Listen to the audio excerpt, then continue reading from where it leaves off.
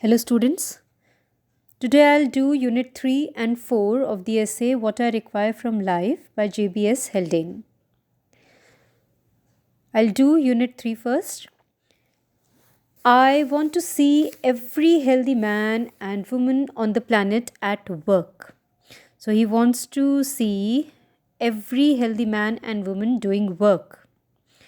But everywhere outside the Soviet Union, there is unemployment, though very little in Sweden. So he's talking about the condition of unemployment, wherein even healthy men and women are without work.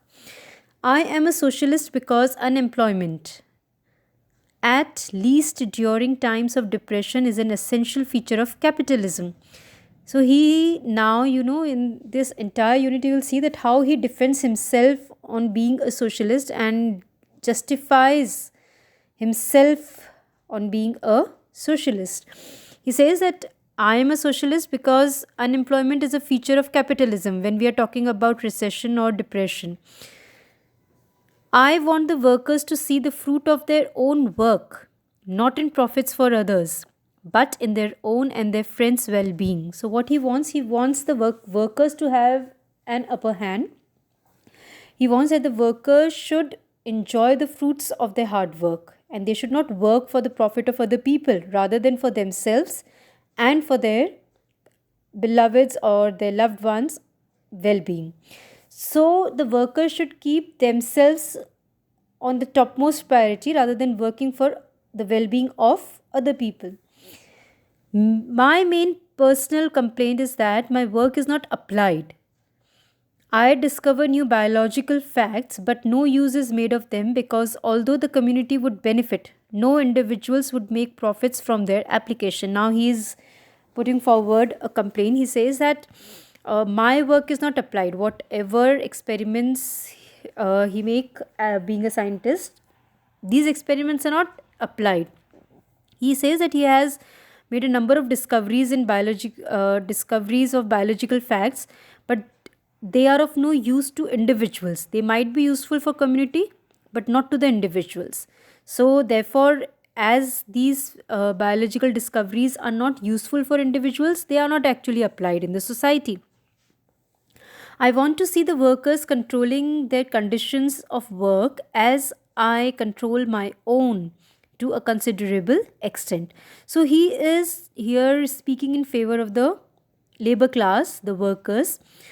He says that he wants the workers to control their own working conditions as Haldane himself is able to control his own working condition to a considerable, to an appreciable extent.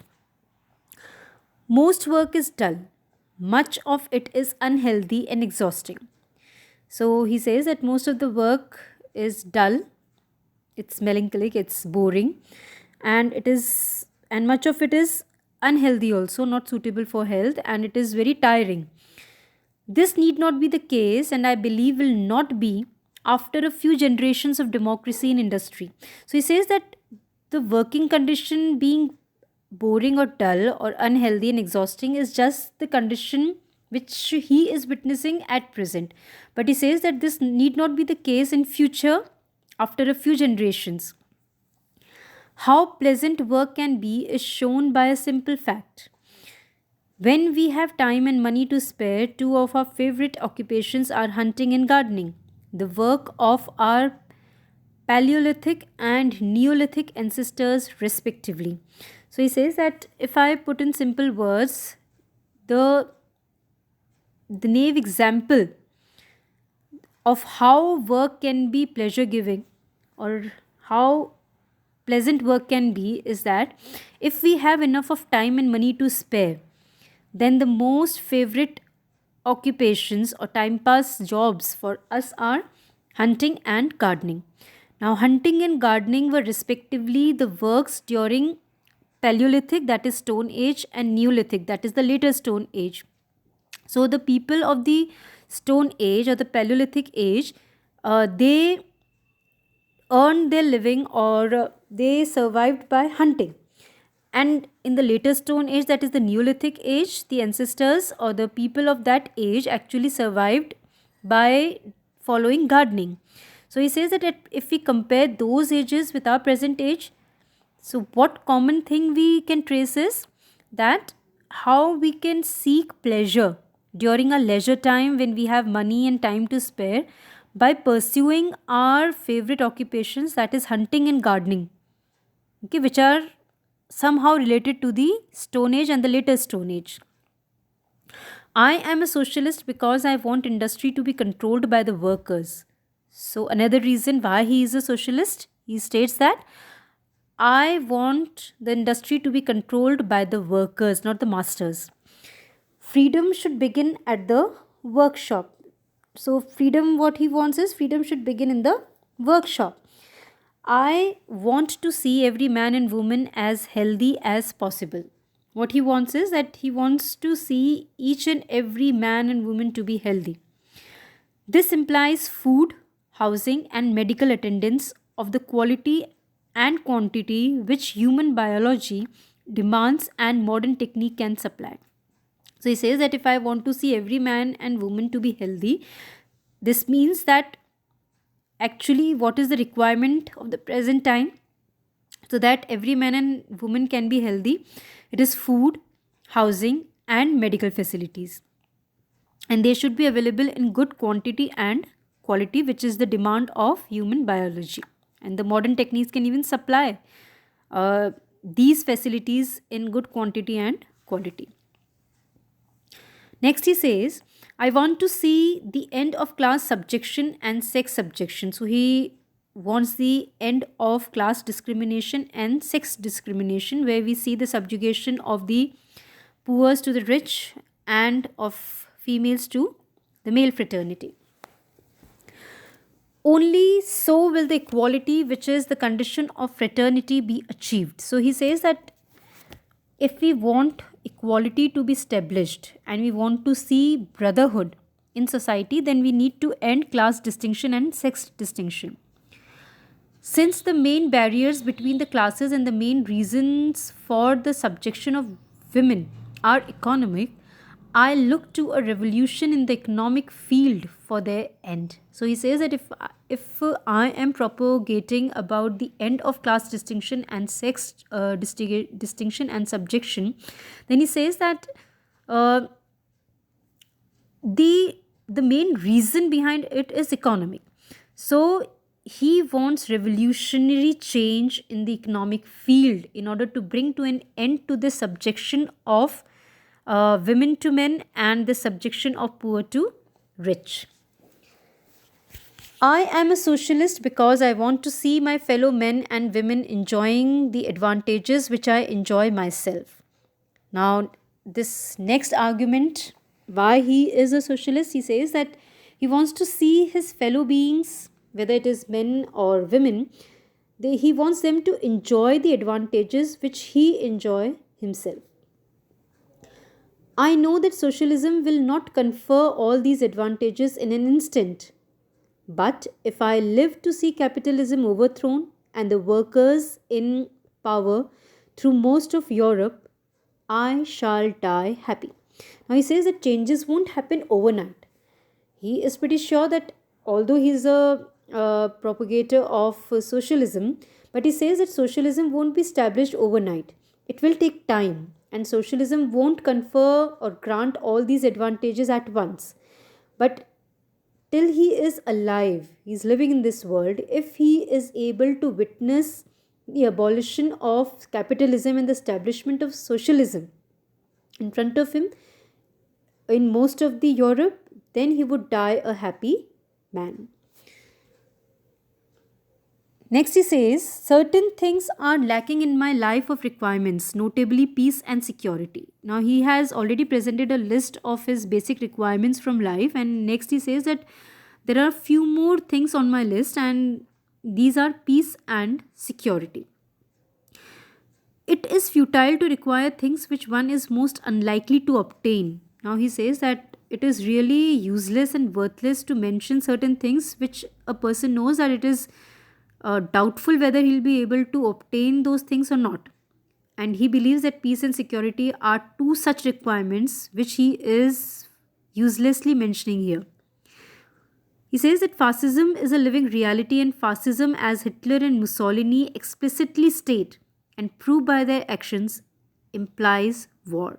He says that the living reality is fascism. Until fascism is in existence, he cannot think of peace and security. Why?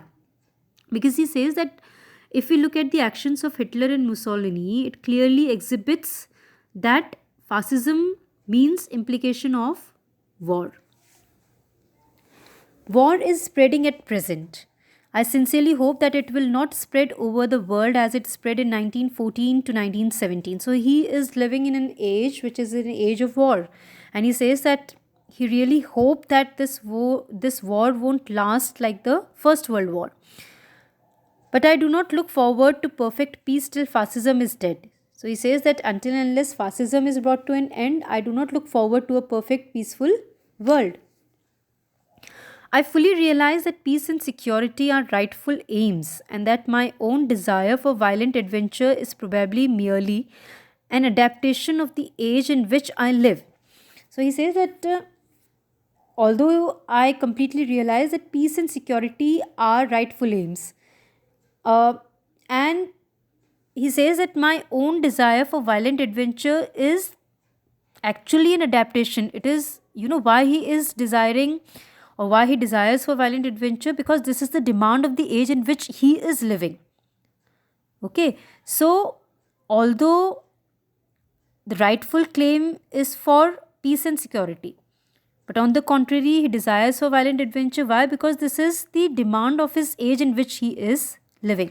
It is the impact of that age in which he is living. Otherwise, he wants peace and security rather than adventure.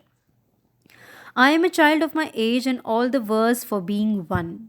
So he says he is a child of his age, although he is not quite happy on being the child of that contemporary age to which he belonged.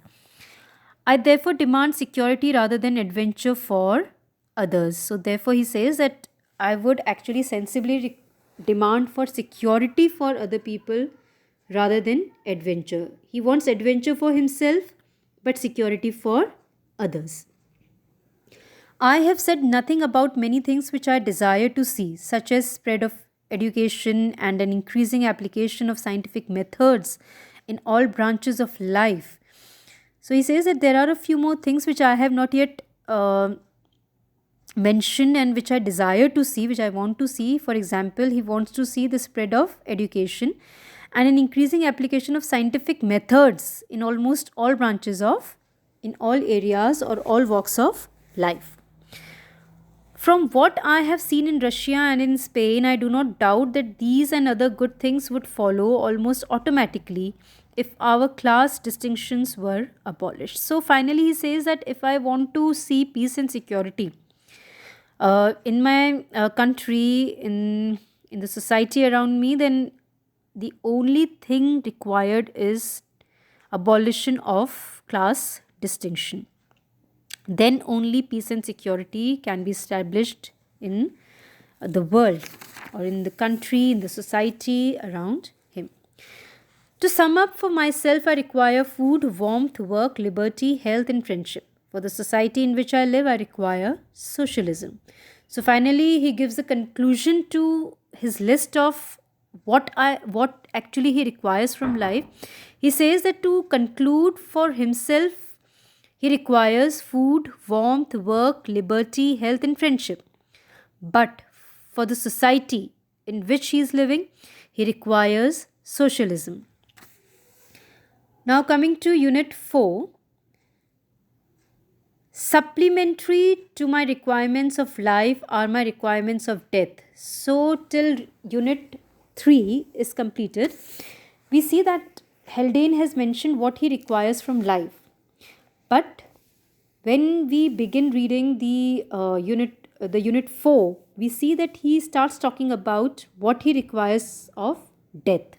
So he says that supplementary to his requirements of life are his requirements of death. So he has a few requirements as far as death is concerned. What he says, let's see. Of all men whose deaths are recorded, I consider that Socrates was the most enviable. So he says that the way Socrates died, the Greek philosopher Socrates died, way he died was the most desirable mode of death.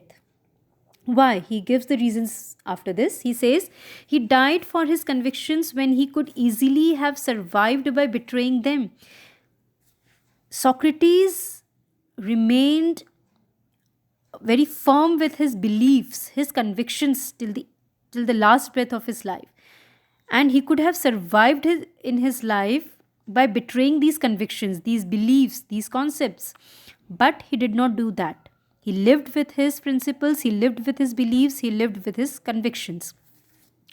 He died at the age of 70, still in full possession of his faculties. So he was very much in his senses, in his full faculties.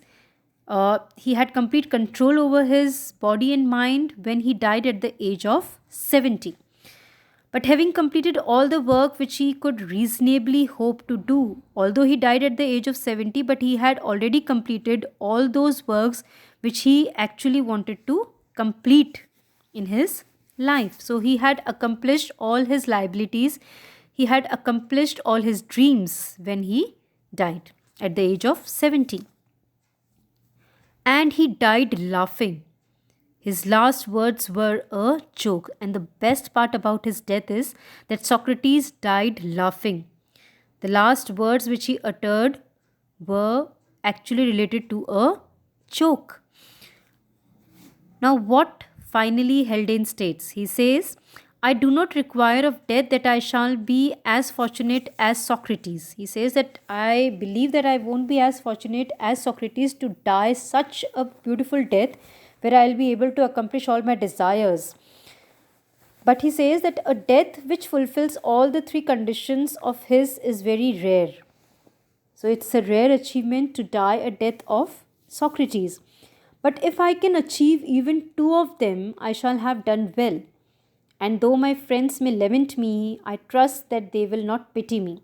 So he says that if he can get a death closer to that of Socrates by achieving at least two of the three requirements which he had mentioned in the earlier paragraph, then he would die a very good death.